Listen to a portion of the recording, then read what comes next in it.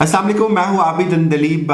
تین بہت اہم ترین خبریں ہندوستان کے حوالے سے، پاکستان کے حوالے سے اور خاص طور پہ جو عرب ممالک ہیں ان کے لیے۔ ایک بڑی ڈیولپمنٹ ہوئی ہے، ہندوستان کی سرزمین پہ مزید قبضہ کیا ہے چائنا نے، اس پہ بات کریں گے۔ اس خبر کے حوالے سے کچھ اور اینگلز سامنے آ رہے ہیں، اس پہ بات کریں گے۔ پھر ہارون رشید صاحب نے بھی یہ دعویٰ کیا اور میں نے بھی کچھ جگہوں سے کنفرم کیا کہ ایک اور زبردست ترقی اور ایک تبدیلی ہوئی ہے پاکستان کے فورن جو محاذ ہے اس میں۔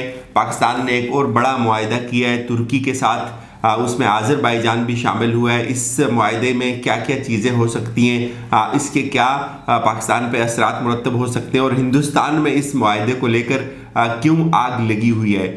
پھر جو پاکستان کی فوجی قوت میں ایک شاندار اضافہ ہوا ہے، اس کے کیا کیا امپیکٹس اس وقت ہمیں دیکھنے کو مل رہے ہیں۔ سب سے پہلے اس معاہدے کی بات کرتے ہیں جس میں ہارون رشید صاحب نے بھی یہ دعویٰ کیا کہ پاکستان کا ترکی کے ساتھ اور اس میں پھر آذربائیجان بھی شامل ہے، ایک دفاعی معاہدہ ہوا ہے، اور اس دفاعی معاہدے میں ان کی جو انٹیلیجنس شیئرنگ ہے وہ کی جائے گی۔ اس کے ساتھ ساتھ اسلحہ جو ہے وہ ایک دوسرے کے ساتھ ایکسچینج کیا جائے گا۔ جو پاکستان کی جو صلاحیت ہے اسلحے کی وہ اس سے ترکی استفادہ کرے گا، اور جو ترکی کی صلاحیت ہے اس سے پاکستان کی فوجیں استفادہ کریں گی۔ اور پھر ایک بیان جو پی ایف کے جو ایئر مارشل ہیں، مارشل مجاہد انور صاحب، انہوں نے جو ترکی میں دیا، اس کے بعد سے ہندوستان کے اندر جو صفحہ ماتم بچھی ہوئی ہے وہ قابل ذکر ہے۔ اسی معاہدے کے تناظر میں یہ ساری چیزیں ہیں۔ معاہدے کے جو کچھ تفصیلات ہیں اس میں یہ دو تین بنیادی چیزیں شامل ہیں کہ پاکستان ترکی اور آذربائیجان کے درمیان انٹیلیجنس شیئرنگ ہوگی، ٹریننگ دی جائے گی ایک دوسرے کی افواج کو۔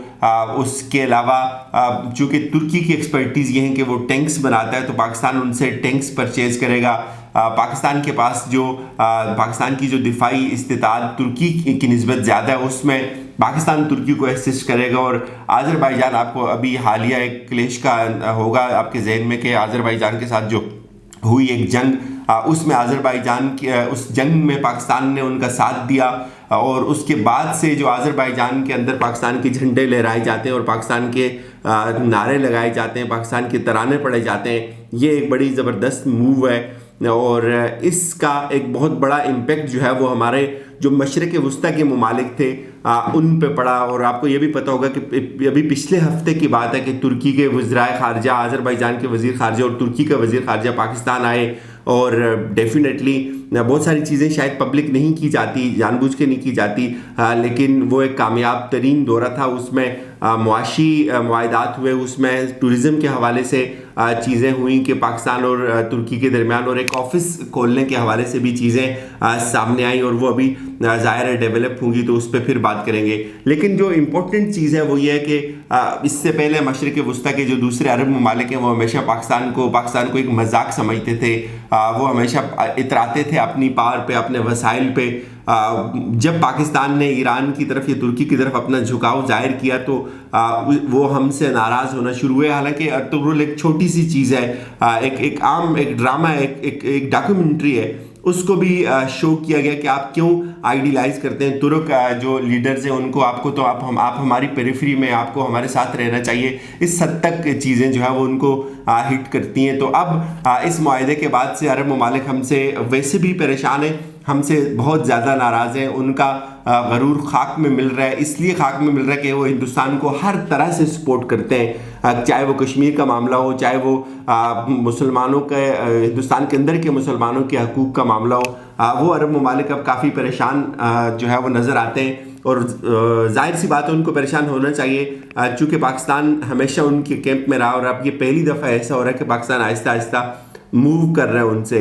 اور میں پورے وثوق سے یہ بات کہہ سکتا ہوں کہ اگر پاکستان یہی اپنی اسٹریٹجی رکھے، اصولوں کی بنیاد پہ آگے بڑھے، تو ممکن ہے کہ وہ پاکستان کی اس خود مختاری کے یا اس احساس کو جو ہے وہ تسلیم کر لیں کہ پاکستان کسی کی جاگیر نہیں، اور پاکستان کو یہ حق ہے کہ وہ اپنی فورن پالیسی جو بھی اڈاپٹ کرے، اپنے جو مفادات ہیں ان کو سامنے رکھ کے وہ کر سکتا ہے۔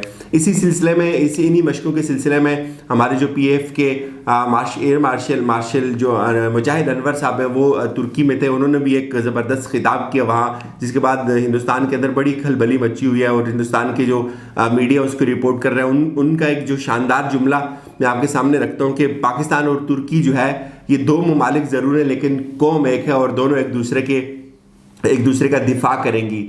یہ بڑی بات ہوتی ہے جب اس وقت ہندوستان کا ایک غرور ہے وہ مڈل ایسٹ کو لے کے بھی ہے, اور وہ ہندوستان نے ظاہر ہے کشمیر کے اندر اپنا غاصبانہ قبضہ کیا ہوا ہے. تو اس تناظر میں اگر آپ کو دیکھیں تو یہ بیان بہت زیادہ اہمیت رکھتا ہے.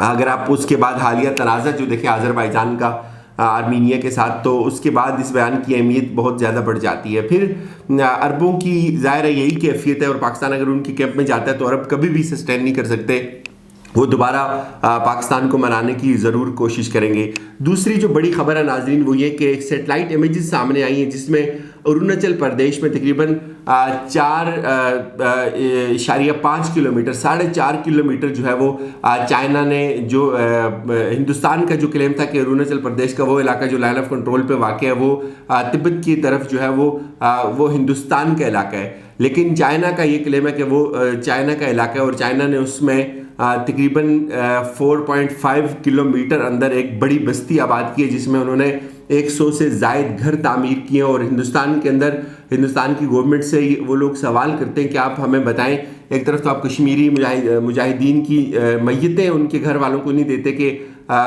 اس پہ بہت زیادہ ریئیکشن آئے گا, اور دوسری طرف آپ کی پہلے کئی ہزار میٹر جو ہے وہ زمین چھن گئی, اب 4.5 کلومیٹر چائنا پھر آپ کے اندر گھسا ہے اور گھسنے میں کامیاب ہوا, اور اس نے اپنی بستی وہاں بنا دی. تو آپ لوگ کہاں ہیں؟ مودی سے اس حوالے سے سوال کیے جاتے ہیں, اور بے شمار جو ٹویٹر ہینڈلز ہیں اس سے اس بات کی تصدیق ہوئی. ایک لیٹر لکھا گیا مودی کو, اس سے اس بات کی تصدیق ہوتی ہے. اور ڈاکٹر ششی تھروڑ جو اس وقت کانگریس کے لیڈر ہیں, ان کی طرف سے یہ ٹویٹ آنا کہ یہ سارا ایریا ہندوستان کی فوجیں کہاں ہیں, اس پہ چائنا نے ایک دفعہ پھر قبضہ کر لیے. تو یہ بڑی اہم ڈیولپمنٹ ہے, اور میں ہمیشہ سے یہ کہتا ہوں کہ یہ اس وقت جو جیسے پاکستان کی دفاعی قوت میں اضافہ ہوا ہے پچھلے کچھ سالوں میں, پاکستان نے جم کیا ہے پہلی 10 ترین جن کی استطاعت ہے سب زبردست جو